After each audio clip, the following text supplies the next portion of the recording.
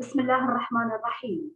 صاحب السمو الشيخ محمد بن مبارك آل خليفة، نائب رئيس مجلس الوزراء، رئيس المجلس الأعلى لتطوير التعليم والتدريب، راعي حفلنا الموقر، أصحاب المعالي والسعادة، الضيوف الكرام، السلام عليكم ورحمة الله وبركاته. يطيب لي أن أتقدم بجزيل الشكر والامتنان لسمو الشيخ محمد بن مبارك آل خليفة، نائب رئيس مجلس الوزراء، رئيس المجلس الأعلى لتطوير التعليم والتدريب، على تفضله برعاية حفل افتتاح مؤتمر بيئة جودة التعليم والتدريب الرابع تحت عنوان مستقبل جودة التعليم والتدريب بين التوجهات العالمية والتنفيذ المحلي. ويشرفني الترحيب بكم جميعا لتواجدكم معنا وتشريفكم لنا في المؤتمر الذي يعقد عن بعد على مدار يومين متتاليين، الثلاثاء والأربعاء 30 31 مارس 2021، راجين المولى القدير أن يوفق الجميع للخروج بتوصيات ومقترحات تخدم غاية المؤتمر وتحقق أهدافه من خلال ما سيقدم خلال جلساته من أوراق قيمة لضيوف ومشاركين لهم باع طويل في ميدان جودة التعليم والتدريب على المستويين الإقليمي والدولي. حضورنا الكريم، يشرفني أن أرحب بسمو الشيخ محمد بن مبارك آل خليفة، نائب رئيس مجلس الوزراء، رئيس المجلس الأعلى لتطوير التعليم والتدريب، راعي المؤتمر حفظه الله ورعاه، لإلقاء كلمته الافتتاحية.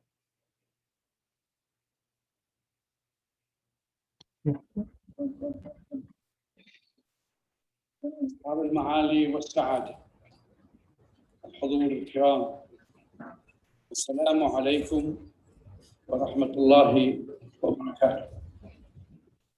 يسعدني مشاركتكم في افتتاح مؤتمر هيئة جودة التعليم والتدريب الرابع الذي يأتي هذا العام تحت عنوان مستقبل جودة التعليم والتدريب بين التوجهات العالمية والتنفيذ المحلي.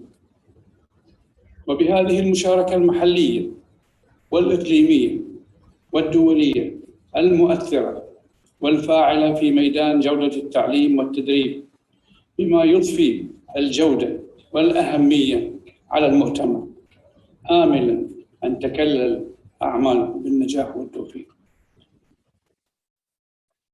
حضور الكرام، في تقرير نشرته الأمم المتحدة في أغسطس 2020 بعنوان التعليم أثناء جائحة كورونا وما بعدها، يذكر التقرير أن هذه الجائحة قد تسببت بأكثر انقطاع في نظام التعليم في التاريخ، وما نتج عنه من تضرر نحو 1.6 بليون طالب وطالبة في أكثر من 190 بلداً في العالم ومن جميع القارات.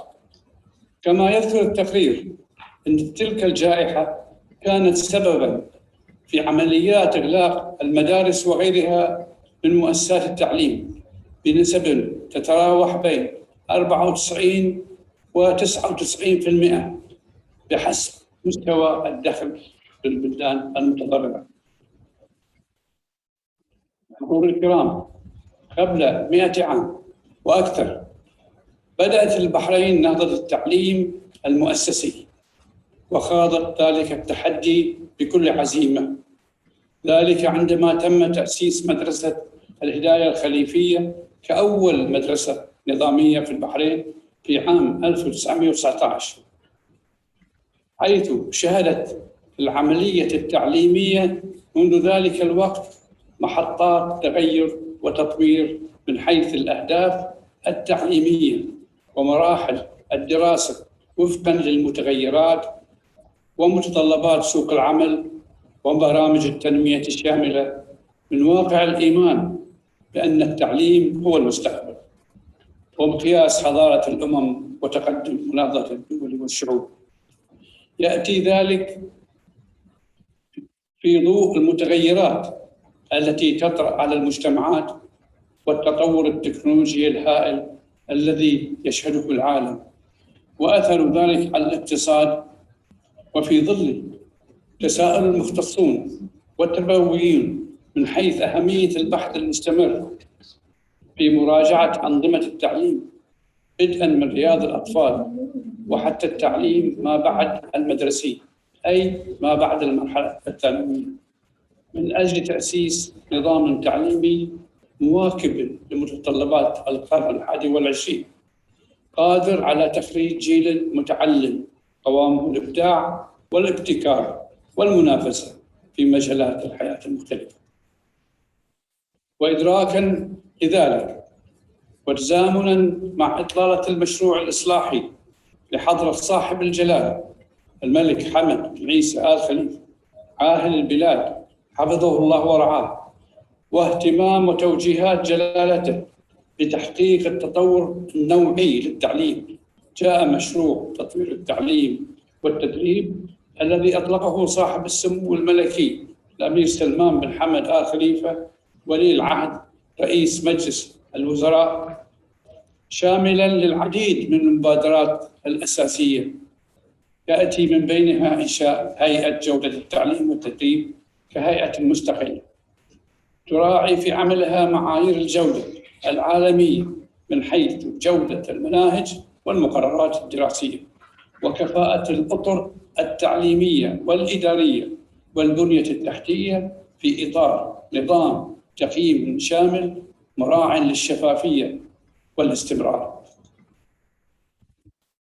خلال 12 عاماً ومنذ إنشائها نجحت هيئة جودة التعليم والتدريب بمملكة البحرين في مواكبة أنظمة الجودة إقليمياً ودولياً، حيث وقعت ما يقارب من 20 مذكرة تفاهم واتفاقية التعاون مع مؤسسات وهيئات متخصصة دولية ومحلية لنقل التجارب والخبرات.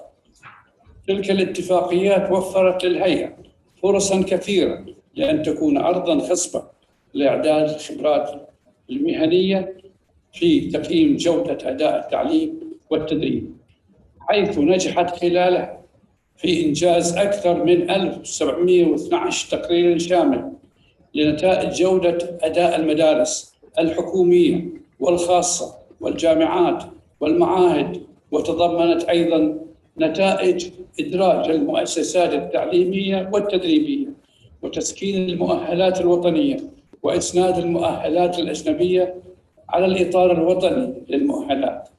تلك المراجعات لم تتوقف في ظل جائحة كورونا، ولكنها فسحت المجال لإبداعات متجددة قام بها المختصون في هيئة جودة التعليم والتدريب من خلال التحول الرقمي لعدد كبير من عملياتها، حيث صمموا أطراً جديدة لتقييم أداء مؤسسات التعليم والتدريب وفق ظروف التعليم عن بعد.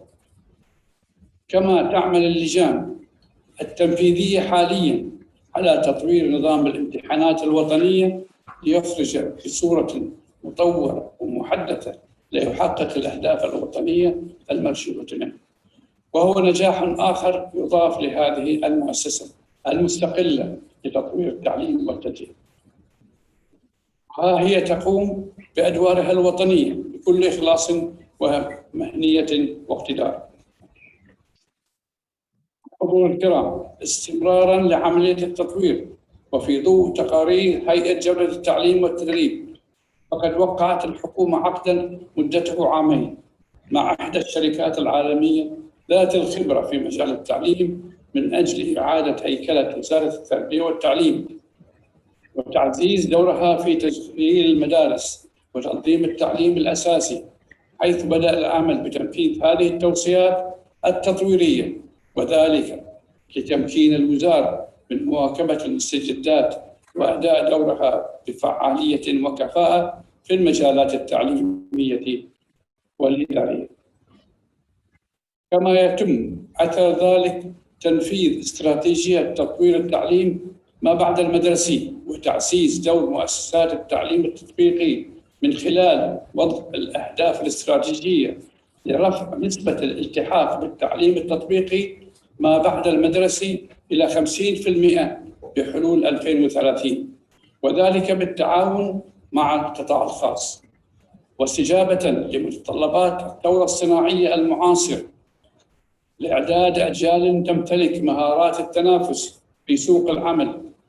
الحضور الكرام، بجودة التعليم والتدريب نستطيع أن نساهم في النهضة الشاملة والارتقاء في البيئة التعليمية والمدرسية التي هي عماد تلك النهضة، في وقت تتسابق فيه الأمم لاستكشاف الفضاء والعمل على معالجة التحديات البيئية الطارئة على مستقبل البشرية.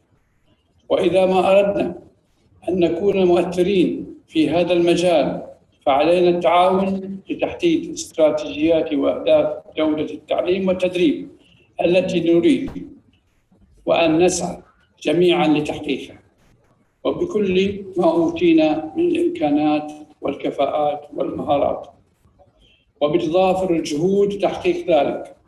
إن جائحة كورونا التي تجتاح العالم ورغم فتاحة تأثيراتها السلبية على كافة مناحي الحياة وما سببته من خسائر بشرية ومالية كبيرة، قد هيأت الفرصة للتفكير في طرق جديدة للنهوض بالتعليم وسبل تقديمه من قبل المؤسسات التعليمية تحت أي ضغط أو ظروف طارئة.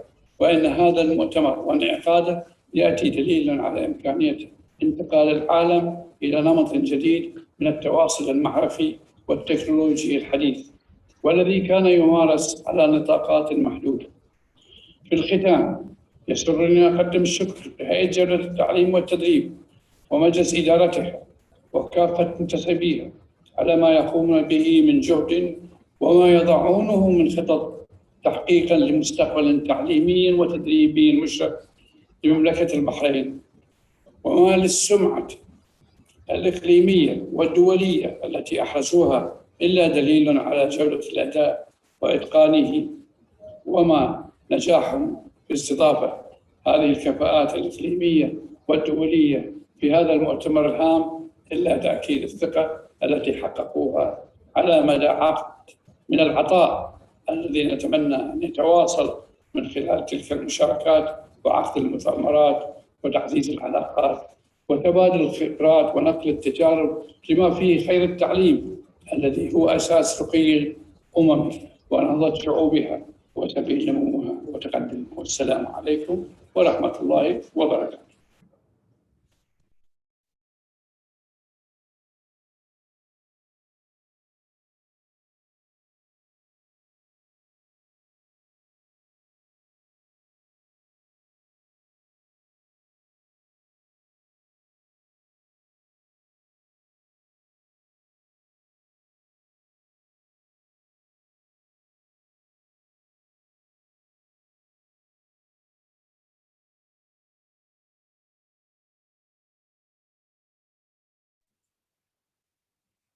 باسمكم جميعا نتقدم لراعي حفلنا الموقر سمو الشيخ محمد بن مبارك آل خليفة بأسمى آيات الشكر والتقدير على ما تفضل به سموه في كلمته.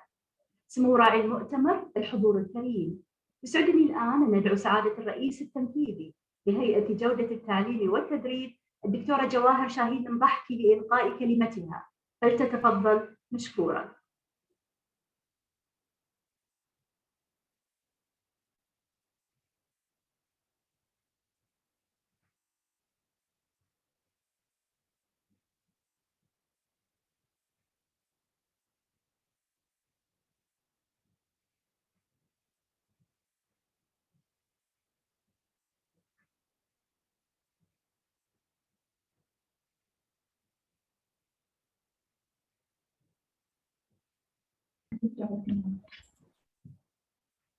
بسم الله الرحمن الرحيم.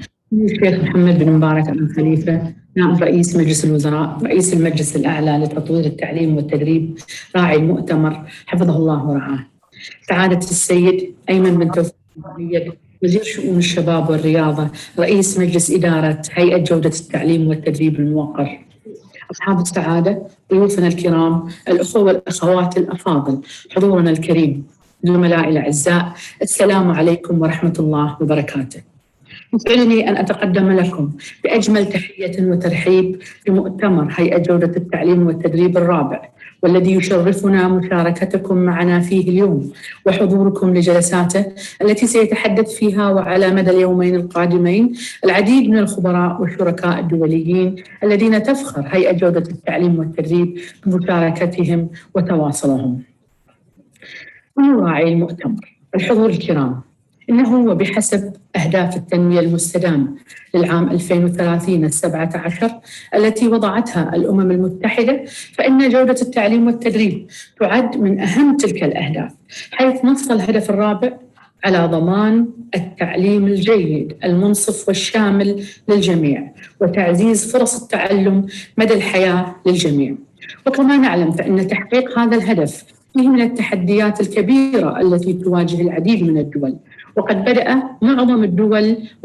معظم الدول الجادة لتحقيقه في إنشاء هيئات ومؤسسات لضمان جودة ما يقدم في مؤسساتها التعليمية والتدريبية، وقياس الفاعلية في العملية التعليمية التعلمية، لأن تلك الهيئات تشكل البوصلة الثابتة التي توجه مستقبل الأمة الساعية للارتقاء، ليس بمستوى التعليم فحسب، بل بمستويات الخريجين وتعزيز سوق العمل بمهارات وكفايات تقنية تخدم نهضتها التنموية.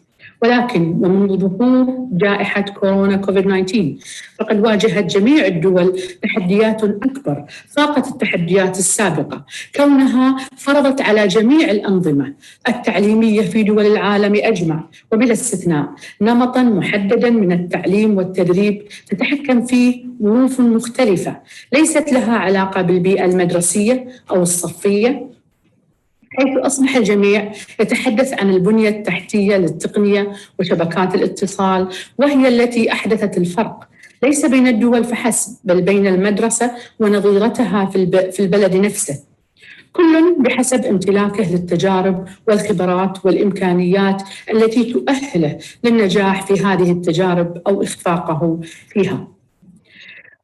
قبل جائحة كورونا كانت الأرقام تتحدث بأن عشرات الملايين من أطفال العالم كانوا يعانون الكثير في سبيل الالتحاق بالتعليم في الصفوف المبكرة، حيث كان هناك أكثر من 250 مليون طفل خارج المدارس و800 مليون بالغ أمياً بحسب بيانات اليونسكو للإحصاء. ولم تكن تلك الأرقام وحدها المخيفة، حيث تشير نفس الدراسات إلى أن التعليم لم يكن مضموناً حتى لأولئك الملتحقين بالدراسة، إذ يقدر أن قرابة 387 مليون طفل حول العالم يفتقرون إلى مهارات القراءة الأساسية. هدف أيها الحضور الكريم من ذكر تلك الأرقام هو الحديث عن فجوة حقيقية في تحقيق التعليم الجيد الذي ننشده للمستقبل بحسب الهدف الرابع من أهداف التنمية المستدامة الذي ذكرناه. فإن أزمة جائحة كوفيد-19 قد فتحت جرح تحديات مستقبل التعليم بالنسبة للتعليم المدرسي، كما أبرزت حقيقة أضرار وجود الطلبة في المنازل وتآكل قدراتهم الاجتماعية والتفاعلية، تلك التحديات التي تجاوزت المرحلة العمرية لطلبة المدارس ووصلت إلى طلبة مؤسسات التعليم العالي، كما وقد ارتفعت وتيرة التحديات بظهور جوانب تحتاج إلى تدارك وعلاج في أنظمة التعليم والتدريب، وخاصة في المجال التقني والمهني.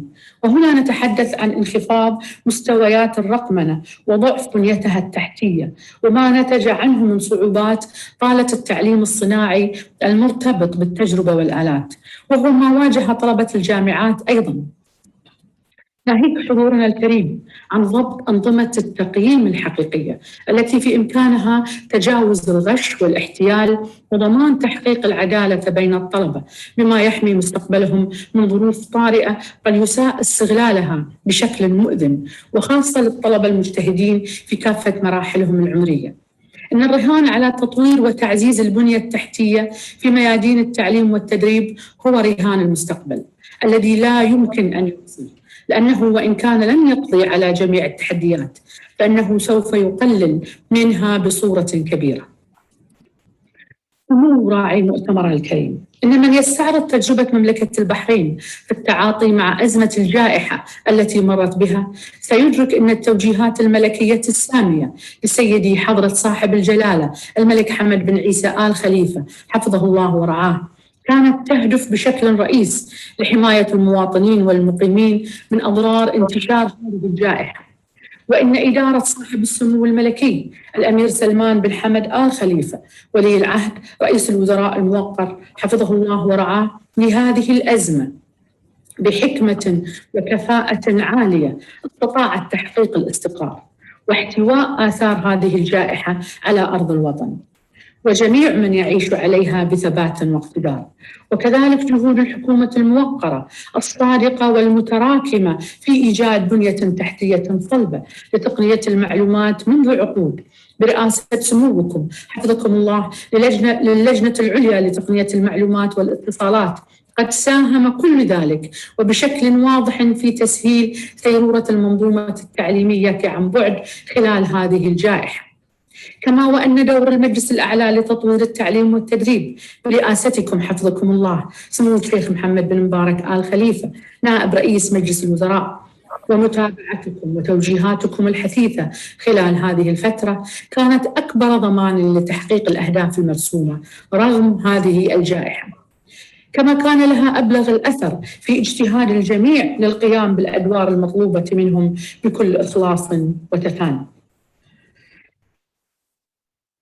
ومنذ بدء هذه الجائحة قد نفذت هيئة جودة التعليم والتدريب العديد من الخطوات المدروسة والإجراءات الاحترازية في ظل جائحة كوفيد-19، ومنها عملية تقييم التعليم عن بعد التي قامت بها خلال هذه الفترة الحرجة، حيث تمت عملية التقييم عبر عدة مراحل بدءاً من جميع البيانات من جميع المؤسسات التعليمية والتدريبية والطلبة وأعضاء هيئة التدريس وأولياء الأمور، ومن ثم تحليلها وحتى تنفيذ المراجعات بأطر محدثة تراعي الظروف الاستثنائية. كل ذلك كان بهدف ضمان متابعة سير العملية التعليمية عن بعد بنفس القوة والأثر.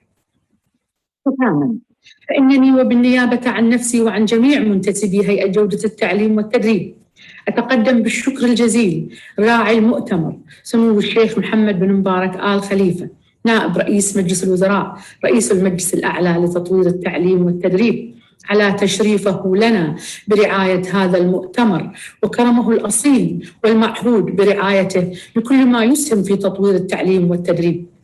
والشكر موصول لمجلس إدارة هيئة جودة التعليم والتدريب وعلى رأسهم سعادة السيد أيمن بن توفيق المؤيد رئيس مجلس الإدارة على ما يقومون به من جهد مشكور خدمة للتعليم والتدريب. وشكرنا موصول كذلك لضيوف المؤتمر على استجابتهم ومشاركتهم عن بعد رغم انشغالاتهم وارتباطاتهم، ولكم جميعا حضورنا الكريم. ولا يمكن أن أختم كلمتي إلا بتوجيه الشكر للأخوة والأخوات في لجنة إدارة التحضيرات للمؤتمر الرابع برئاسة أخي العزيز الدكتور طارق السندي على ما بذلوه وما قدموه من حسن التنظيم والإعداد المتميز لجلسات المؤتمر، وجميع منتسبي الهيئة على جهودهم وإخلاصهم في عملهم، مع خالص أمنياتي للجميع بالتوفيق والسداد، والسلام عليكم ورحمة الله وبركاته.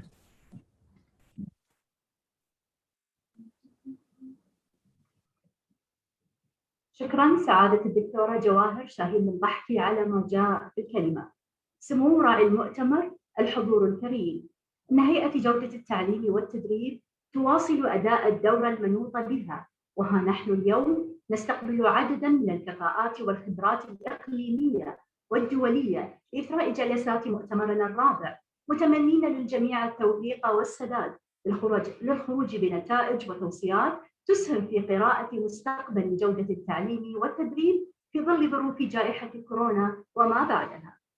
أما الآن فنستهل أعمال المؤتمر وندعو المتحدث الرئيس السيد أندرياس شلايشر مدير التعليم والمهارات في منظمة التعاون الاقتصادي والتنمية لإلقاء كلمته تحت عنوان الكفايات العالمية، استعداد الطلبة والمعلمين في الأوقات الصعبة. عمل السيد اندرياس لما يربو على أكثر من 20 عاماً مع وزراء وقادة التعليم في جميع أنحاء العالم لتحسين الجودة والمساواة في التعليم، كما حصل على العديد من الأوسمة والجوائز. فليتفضل مشكوراً. Mr. Schleicher, the control is yours. Thank you.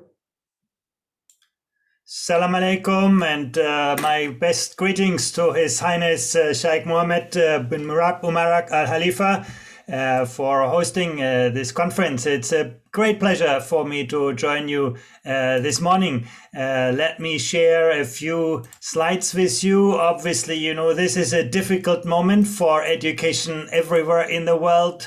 If you think about it, 1.5 billion students have been locked out of their schools over the last year. Remote learning became the lifeline for success, and Bahrain, I think, is a good model for how we can use digital technologies to complement learning. But we have also learned that technology does not substitute for the many social functions of learning. Technology can complement the work of teachers, but not alone substitute it. But as you said earlier, we have also seen lots of really innovative developments. At this moment of time, you know, all our eyes are on the pandemic that is occupying all of us, but the future will always surprise us. If you think about climate change, that will be even more disruptive on our way of living, on our thinking, our working. If you think about artificial intelligence, that will be much more uncertain in how it affects our ways of working. In education, we have done well to educate second-class robots, people who are very good to repeat what we tell them. In the time of artificial intelligence, we will need to think much harder what will make us human. How do we complement, not substitute, the artificial intelligence we have created in our world? And then there will be many other trends that will deeply change our way of working. Now, in our 2018 PISA assessment, we surveyed school leaders, and what we found is that in most schools, we actually have a lot of emphasis already on those global phenomena. Climate change, almost 90% of school leaders say, yes, we incorporate this in our schooling models. International conflicts, migration, global health, pandemics, all of these topics are captured in most school curricula. But when we surveyed students, the picture looked quite different. When I take, for example, the example of climate change, almost 8 out of 10 young people at age 15 say, yes, looking after the global environment is really important to me. The climate agenda is urgent, is important for young people. But when we ask them, can you do something about this? Can you contribute to change? Many young people don't feel that sense of empowerment. We talk to children, we teach them something, but we are not capable to convey that sense of agency, that sense of empowerment to make a real difference in this world. That's the disconnect, the discrepancy that we need to address in the 21st century. It's not just about mathematics or science or reading. It's about helping young people develop a reliable compass and the tools to navigate with confidence in this volatile, ambiguous world. So in our PISA assessment, we have included this concept of global competency.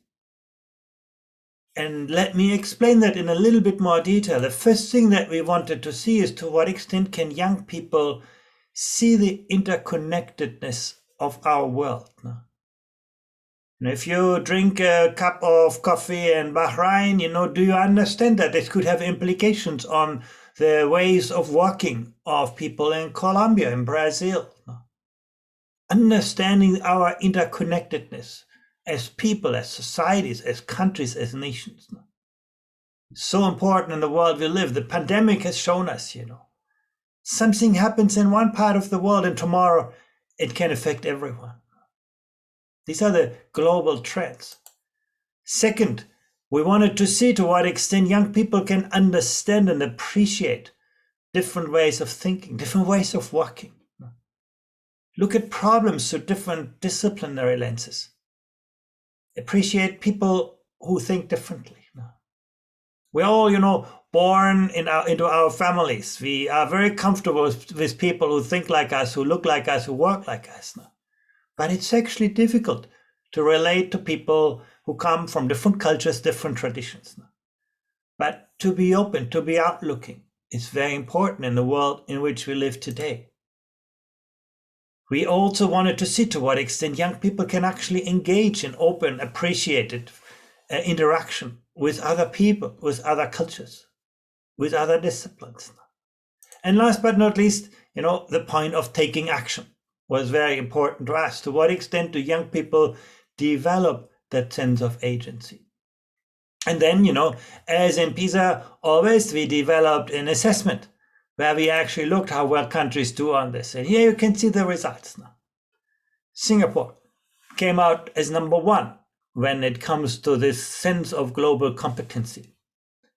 But what was interesting for us that this ranking was not totally similar to what we would see in mathematics and science. For example, you take a country like Canada. Canada does very well when it comes to reading, math, and science, but it does even better when it comes to global competency, almost as well as Singapore. In Canada, this concept of global competency has a deep tradition. But then there were surprises. You take a country like Colombia, that is not so strong in reading, mathematics, and science. Many young people struggle with traditional competency. But when it comes to global competency, predicted on, their reading math skills, Colombians did a lot better. Because this country, a war-torn country, has made it a priority to build this kind of bridging, binding social capital. Conversely, you take a country like Korea that does very well on reading, mathematics, and science, but when it comes to global competency, many young people struggle. And this really tells us that building the future is not just coming out of an outgrowth of the past. Doing well in reading, mathematics, and science does not mean that we are sufficiently prepared for the 21st century. So then we ask ourselves, what predicts success in global competency? And we found that it had a lot to do with attitudes and behavior, not just knowledge. Basically, where students showed greater respect for people from other cultures, they did better on global competency. Where people had a more positive attitude towards immigrants, they did better. Where people had a greater cognitive resilience. Being able not only to learn, but also to unlearn and to relearn was a great predictor for global competency. Self-efficacy, awareness, perspective taking. Being able to think about problems through different disciplinary lenses and so on. So attitudes and behaviors are very important predictors for global competences next to cognitive ability. And that even held after accounting for social background. So let me examine some of those attitudes and behaviors in a little bit more detail. And I start with an aspect that is so important in the world in which we live. To what extent can we understand, appreciate different perspectives, different cultures?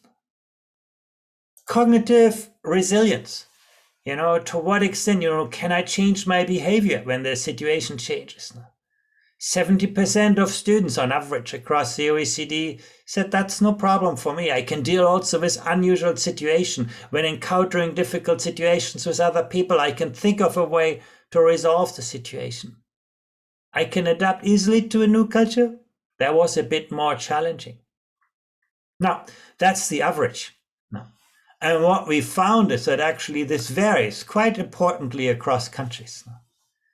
You had actually some of the highest performing education systems in PISA. Think about Vietnam or Macau. they succeed very well in science and mathematics and reading. But when it comes to cognitive resilience, no, students did not feel so comfortable when they had to sort of change their behavior, their ways of thinking, to be open to the novelty. But in the world in which we live today, that is very crucially important as well. So you can really see that basically reading, math, and science are not all predictors for great kind of 21st century preparation. Students' understanding of the perspective of others. You can see I sometimes try to understand my friends better by imagining how things look from their perspectives. This is how young people at age 15 can show their understanding of the perspective of others. I believe that there are always two sides to every question, and I try to look at both of them. You can also see 2/3 of young people doing this. So you can see young people in most countries actually are quite open to taking different perspectives. That's something that they learn. And here's something interesting. We found that this willingness to appreciate different ways of thinking, to take other people's perspectives, was much more pronounced among girls than among boys. Sort of empathy is something, these students sit in the same classroom, they go to the same schools, but still, the sense of empathy is quite unequally distributed between boys and girls. Something we need to keep in mind, and you'll find that often in global competency. Sometimes the gender differences are much larger than what we found in traditional school subjects. And again, we found also students' interest about learning in other cultures quite differently pronounced in different countries. Turkey came out very well. Students often don't do so well in mathematics, but actually they are very interested in learning about other cultures, other traditions. In the Slovak Republic, in Italy, in Hungary, in Germany, that interest was much less pronounced. Now, of course, this is not all about schooling. Schooling is just part of this. In fact, one of the things that we found is that the students' interests to learn about other cultures was often very closely related to their parents' interest into other cultures. We surveyed the students and we surveyed also the parents, and you can see basically in every country for which we had data, the two are very closely connected. The parents were more open, students were more open. So it's not all just coming from school. Education is always a whole of society project. Now you need to look at different angles and aspects. And this is not just an artifact of social background. You can see that coming out even after accounting for social background. We also sort of looked at something different, where young people perceived their teachers to be discriminating towards other cultures, towards other traditions. You could see that students themselves had more negative attitudes to people from other cultures. So here it becomes really interesting, it's not just what you say as a teacher to your students. Your students also have a sense of your behavior, of who you are, and that can shape their attitudes and expectations. This makes the work of teachers so challenging. Education is not just a transactional phenomenon, where you teach as a teacher and students observe. No, education is a deeply relational phenomenon. Quality of the relationship between students and teachers matters so much. And when students perceive their teachers to have certain attitudes, that has an impact on their own attitudes. So we studied how all of this is related, and we could see actually that the capacity of students to take different perspectives was closely related to their respect for people from other cultures. And where students had greater respect for other cultures, they were more often open to people from other cultures. They also showed a greater sense of cognitive adaptability. Now, that is this concept of resilience. They were more open to other ways of thinking. They were more open and willing to unlearn, to relearn when the context changed. They were also more interested in learning about other cultures. And then, of course, some of those things were more closely connected. So you can really see how these things interrelate, why sort of teaching one thing can have a deep effect on other things. Let me talk about one aspect that I know is important to Bahrain, and that is the capacity of students to navigate different languages. Can students, understand? And when you learn a foreign language, that's the moment when you understand your own language. It's the first time you look at the concept of language. You look at your language through another language. And we actually found that is very common now in most countries. In fact, the only countries where this is not well developed are the English-speaking countries. You can see here New Zealand, Australia, Scotland, United Kingdom. Now that's where the majority of students do not learn another language. But in most other countries, you can see basically sometimes they speak in at least one language, but in most countries, they also speak 2 or more languages. So you can see actually foreign languages have become quite common in schools. Capacity of students to sort of speak other types of languages. And you think, well, it's a great tool for young people to communicate. That's, of course, what you'd like to see. But it's much more than a communication tool. We also saw that, students who spoke 2 languages or more languages were much better at taking perspectives. Again, appreciating different ways of thinking, looking at the world through different lenses and perspectives, something so important today. So foreign language is opening the minds of people. We could also see that students speaking 2 or more languages had greater respect to people from different cultures. So again, something that our statistics can actually show. It's probably obvious to most people, but we can see here how things like foreign languages are much more than technical tools for communication. They are bridges to the world. They open new ways of thinking about the world.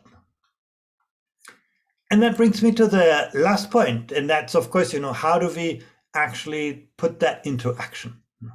What can schools do? What can education do to foster living in an interconnected world, in a kind of multicultural world in which we live?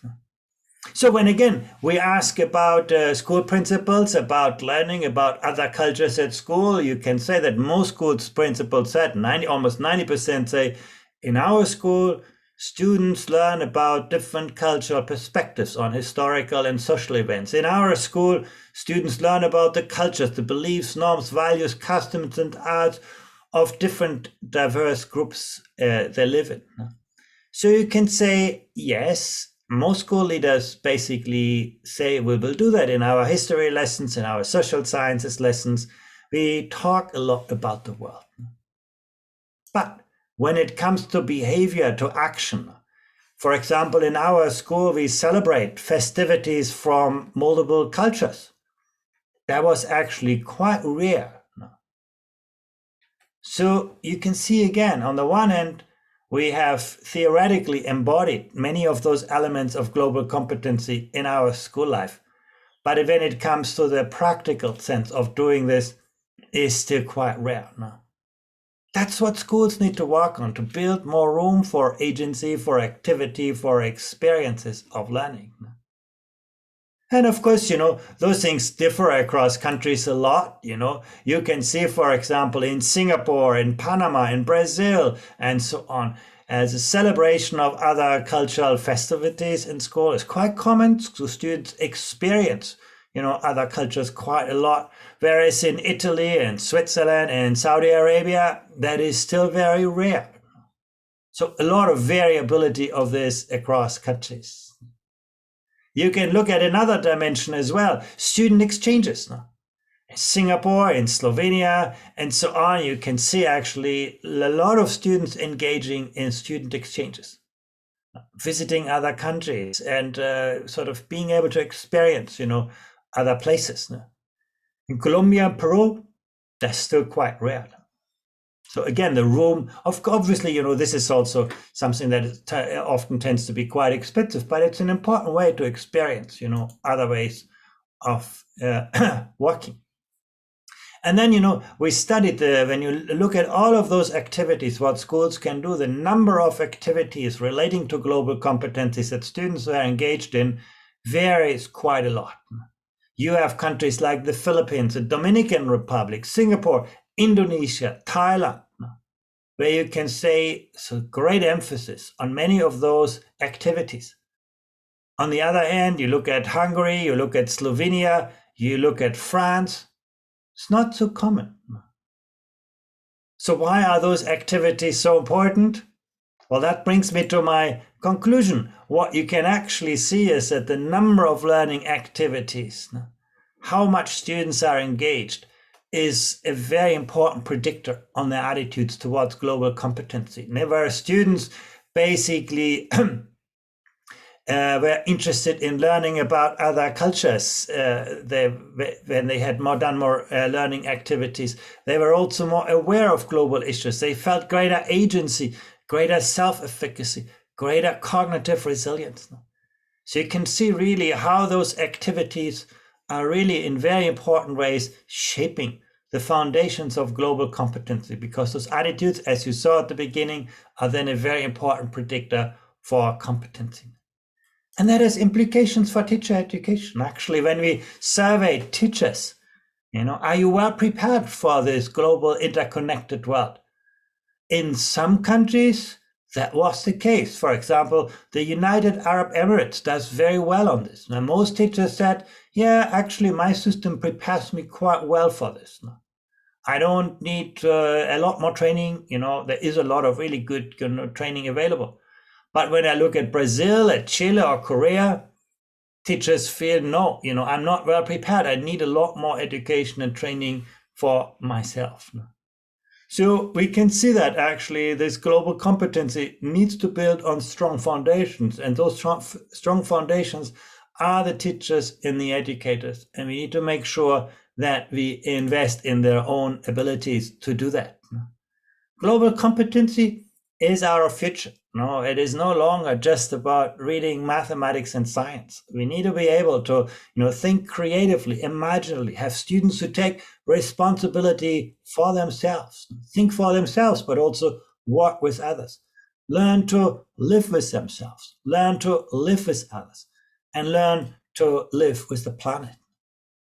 Very important goals, but they're achievable. And I think the pandemic has brought us into a situation where we can think more imaginatively about this future. And this is where I will stop. And I want to thank you again. Shukran. Thank you very much. Thank you very much, Mr. Schleicher. وشكر موصول للأستاذ السيد أندرياس شلايشر على هذه الورقة الثرية. ضيوفنا الكرام، نتقدم باسمكم جميعا بالشكر الجزيل لراعي مؤتمرنا الموقر سمو الشيخ محمد بن مبارك آل خليفة، نائب رئيس مجلس الوزراء رئيس المجلس الأعلى لتطوير التعليم والتدريب، على تفضله برعايته الكريمة لهذا المؤتمر وتشريفه مؤتمرنا بكلمته الافتتاحية. كما نشكركم جميعا على مشاركتكم وتواصلكم معنا عن بعد. والآن ندعو الجميع لأخذ استراحة خفيفة لا تتجاوز 10 دقائق، نعود بعدها لمواصلة جلسات مؤتمرنا، حيث تعقد الجلسة الأولى بعنوان الامتحانات عالية الأهمية ومستقبل المدارس نحو الانتقال إلى المنصات الإلكترونية. نلتقي بإذن الله بعد 10 دقائق من الآن. دمتم بخير.